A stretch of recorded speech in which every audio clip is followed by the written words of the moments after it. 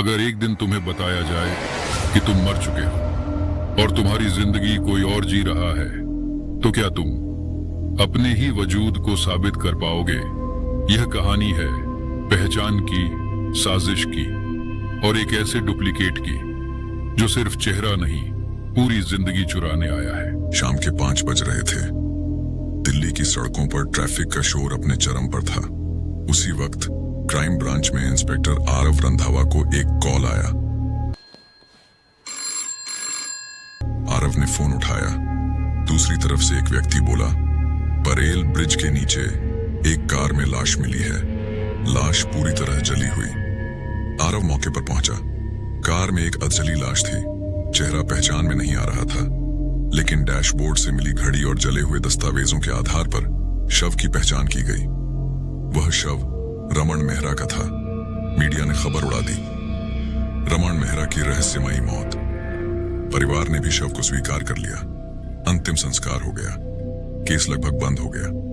लेकिन 4 दिन बाद एक अजनबी शख्स सीधे क्राइम ब्रांच के ऑफिस में दाखिल हुआ।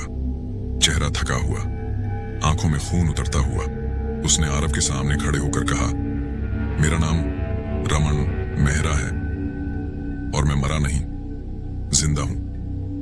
आरव ने पहले तो उसे पागल समझा, लेकिन जब रमन ने अपने मोबाइल में बैंक लॉगिन, पर्सनल फोटो, कुछ सीक्रेट कोड्स और एक वीडियो रिकॉर्डिंग दिखाई तो पूरा ऑफिस सन्न रह गया। सवाल यह था, जिस लाश का अंतिम संस्कार हुआ वो कौन था और असली रमन 4 दिन से कहां था?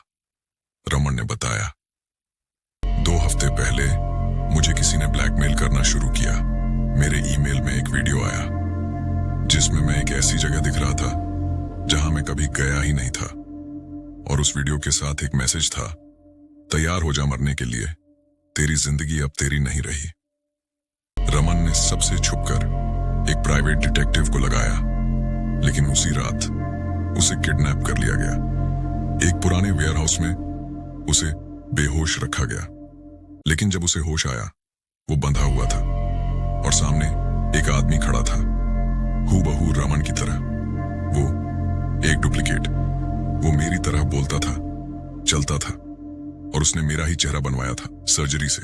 फिर एक रात रमन के सामने ही उस नकली रमन को कार में बिठाकर आग लगा दी गई, और तब मुझे समझ आया वो मेरी मौत का ड्रामा रच रहे थे ताकि मेरी जगह कोई और ले सके। आरव अब उलझ गया था। उसने चुपचाप पोस्टमार्टम रिपोर्ट निकाली, डीएनए रिपोर्ट की जांच की थी, क्योंकि लाश बुरी तरह जली हुई थी। अब मामला खुला। पहली पहचान गलत थी, लेकिन इसमें रमन की फैमिली भी शक के घेरे में आ गई, और यहीं से असली खेल शुरू होता है। जांच में पता चला कि रमन के पिता विजय मेहरा की कंपनी दिवालिया होने के कगार पर थी। इंश्योरेंस में रमन की मौत पर मिलने वाला करोड़ों का क्लेम ही एकमात्र रास्ता था। तुम्हारे पिता ने तुम्हारी मौत की योजना खुद बनाई थी, रमन, और उन्होंने ही तुम्हारे जैसी शक्ल वाले एक अनाथ लड़के को तुम्हारी जगह मार डाला, आरव ने कहा। लेकिन अभी भी एक सवाल बाकी था। अगर रमन वापस ना आता तो उसकी जगह कौन लेने वाला था? अब कहानी तब पूरी घूम गई जब रमन को अपने पिता के लैपटॉप से एक वीडियो मिला जिसमें विजय मेहरा अपने बेटे के नकली नए वर्जन को इंग्लैंड भेजने की तैयारी कर रहे थे ताकि वो बिजनेस को टेक ओवर कर सके और सब कुछ नया नाम मिलने से बच जाए। विजय मेहरा को गिरफ्तार कर लिया गया, लेकिन वो डुप्लीकेट अभी भी गायब है। रमन की कहानी और विजय मेहरा की गिरफ्तारी ने शहर में भूचाल ला दिया था, लेकिन एक कड़वा सच अब भी बचा हुआ था। जिस डुप्लीकेट ने रमन की जगह लेनी थी वो कहीं जिंदा घूम रहा है। इंस्पेक्टर आरव रंधावा को शक था कि ये सब महज एक इंश्योरेंस फ्रॉड नहीं था, बल्कि कुछ बड़ा खेल हो रहा था। आरव सोचता है, अगर नकली रमन मारा गया होता तो उसकी लाश जली हुई क्यों मिली? उसे गोली से मारा जा सकता था, गला घोंटा जा सकता था, लेकिन चेहरा पूरी तरह जलाना, इसका मतलब क्या है? 3 दिन बाद रमन अपने पुराने अपार्टमेंट में लौट चुका था। सब कुछ वैसा ही था, लेकिन कुछ बदला बदला सा था। उसे लगा जैसे कमरे में किसी और की मौजूदगी हो।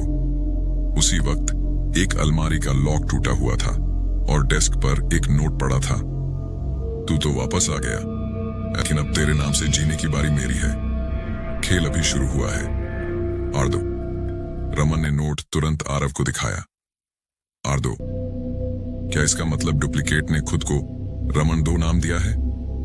आरव ने कहा। अब शक नहीं, से पूरा यकीन हो गया कि डुप्लीकेट जिंदा है और वापस आने की तैयारी में है। इसी दौरान दिल्ली के पॉश इलाके में किसी अनजान आदमी ने एक प्राइवेट बैंक में रमन मेहरा की आईडी के जरिए लॉकर एक्सेस किया। सीसीटीवी फुटेज देखने पर पता चला वो हूबहू रमन जैसा दिखता था, लेकिन चाल में कुछ अजीब था। आरव ने कहा, वो रमन नहीं है, वो आर्दो है। अब पुलिस के पास 2 चेहरे नहीं थे, बल्कि एक चेहरा और 2 पहचानें थीं, और आर्दो के पास रमन की पहचान, दस्तावेज और बैंक लॉकर तक भी थे। आर्दो कोई आम ठग नहीं था। वो सोच समझकर धीरे धीरे रमन की पूरी जिंदगी हड़पने की प्लानिंग कर रहा था। पुलिस को रमन की मां के फोन कॉल रिकॉर्ड से एक हैरान कर देने वाली बात पता चली।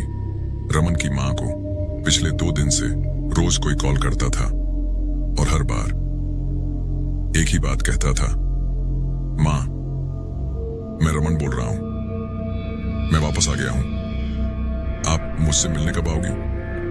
रमन ने कहा, वो सिर्फ मेरे नाम पर जीना नहीं चाहता, वो मेरी जगह, मेरी मां की यादों में भी बसना चाहता है। अब आरव और रमन की टीम आर्दो की तलाश में है, लेकिन वो हर कदम पर एक नई परछाई छोड़ता जा रहा है।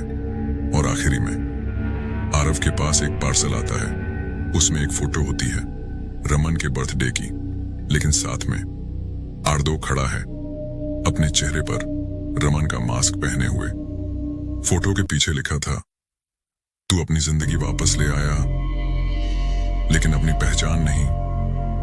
मैं अब रमन हूं, असली वाला। असली और नकली की ये लड़ाई अभी शुरू हुई है। अगला पार्ट देखिए, जहां पहचान सिर्फ नाम से नहीं, नीयत से तय होगी।